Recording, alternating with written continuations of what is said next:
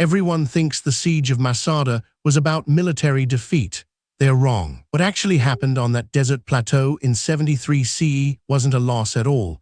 It was the most deliberate choice a trapped population ever made. 960 Jewish rebels, surrounded by 15,000 Roman soldiers, made a calculation under pressure that still reshapes how we think about freedom. And they knew exactly what it would cost. Exhibit 1, the setup. The First Jewish-Roman War had already broken Rome's patience. Jerusalem had fallen, the temple burned, thousands were dead. The surviving rebels didn't scatter, they consolidated on Masada, a natural fortress rising 1,300 feet from the Judean desert floor. From that position, they held out for nearly 2 years. Rome couldn't ignore them. Exhibit 2, the Roman response. Governor Lucius Flavius Silva didn't send a small detachment. He brought the 10th Legion, 5,000 combat troops, plus auxiliaries. He built a siege wall around the entire plateau.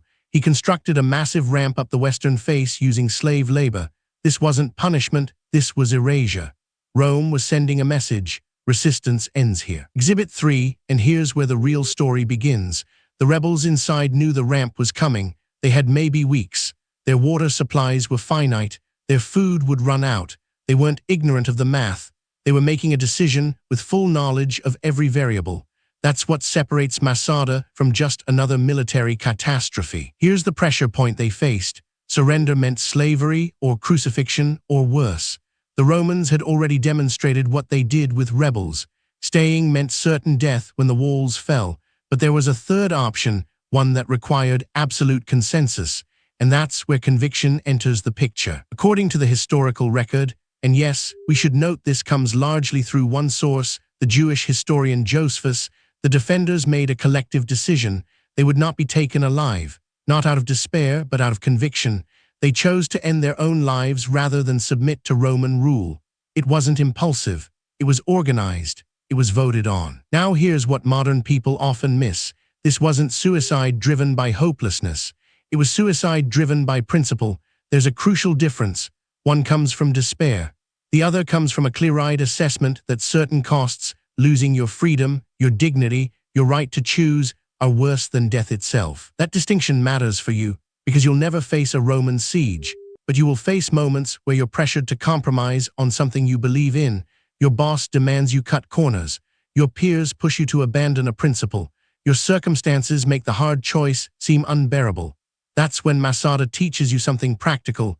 Conviction means knowing your non-negotiables before the pressure hits. The rebels at Masada didn't invent their values when the ramp was halfway built. They'd already decided what freedom meant to them. They'd already drawn their line. When the moment came, they didn't deliberate in a panic. They voted. They implemented their choice with discipline.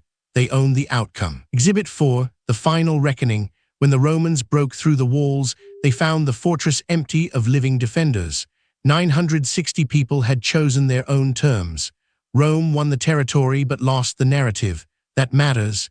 It still matters 2,000 years later. What Masada actually teaches about conviction isn't that you should be willing to die for your beliefs, though some people are, and history remembers them. It teaches that conviction means clarity. It means deciding your values before the crisis. It means knowing which pressures you'll resist and which you'll accept. Most people do the opposite. They wait until the ramp is being built. They negotiate their principles under duress. They tell themselves they'll draw a line next time. By then, it's too late. The pressures already define the terms. So here's the practical move. Right now, before any real pressure hits, write down 3 things you won't compromise on. Not vague ideals, specific, concrete boundaries. Your integrity in your work. Your honesty with people who trust you. Your refusal to pretend you're smaller than you are. Whatever matters to you, write it down. Because the pressure will come, not a Roman siege, something subtler, a promotion that requires you to compromise, a relationship that demands you shrink yourself, a financial shortcut that everyone takes. That's when pre-decided conviction saves you. You don't deliberate. You already know your answer. The rebels at Masada didn't have luxury or comfort. They had clarity. They decided what mattered more than survival, the ability to choose their own terms. You won't face that specific choice, but you'll face versions of it. And when you do, clarity, the kind you build now, is what separates people who drift with pressure from people who actually live by something. That's what Masada teaches, not the dramatic final act, the decades of clarity that came before it, the decision to stand, the choice to resist, the refusal to accept someone else's terms, all of that happened long before the walls fell. It started with conviction. And conviction, real conviction, isn't something you feel in the moment. It's something you build when the stakes are still low. Build it now. That's the only leverage you'll have when the pressure arrives. Subscribe. Each week, we break down a historical choice that teaches you how to think under pressure, so you're never caught without a decision already made.